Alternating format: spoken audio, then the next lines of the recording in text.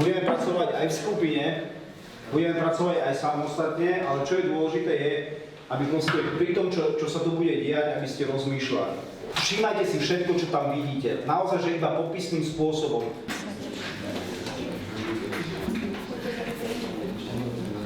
Preučíme teraz diskusiu, skúste mi teda povedať, čo ste videli. Tak bez Tomáša to išlo ľahko, s Tomášom to išlo tak v pohode. Keď si tam sadol Maťo, tak to nešlo. Tak najskôr sa to nevyhýbalo vôbec, potom sa to pomaly išlo. Čiže najprv sa to nevyhýbalo vôbec. Dobre, posledná skupina. Tak ja som si tešil na to, že keď chcel, aby tú lavicu rozhýbal, tak na začiatok musel troška viacej sily ako by dá. Potom ešte keď Tomáš sedel na lavici a Erik tým pohol, tak Tomáš tak heglo dozadu trošička.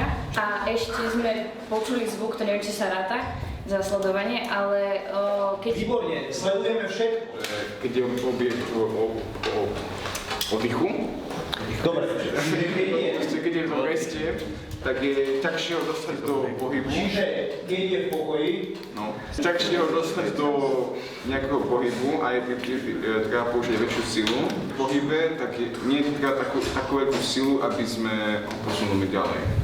Tak my sme si tiež napríklad všimli, že keď sa zmení hocom jeden taký vonkajší faktor ako krvi, tak to ovplyvní aj ten druhý. Ak by napríklad podlaha bola taká nejaká drážkovitejšia, povedzme, tak no ak by bola taká štrukturovaná, tak Erik by musel viacej síly vydať. To si akože myslíme.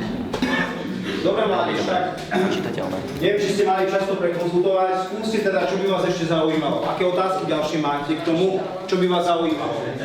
No tak nás by zaujímala vlastne váha všetko, čo obsahoval ten experiment, lebo tými sme mohli vlastne dojsť na veľa vecí.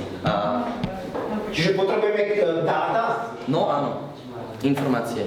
Dáta, merania potrebujeme, dobre? Tak sa povedali z toho zo života, že vieme, že keď sa to už raz pohne, tak to ide iba rýchlejšie. Že nám to ide iba ľahšie a nevnímame tak nejakú tú záťaž. Čiže prečo je to iné možno? Áno, prečo sa to zmení?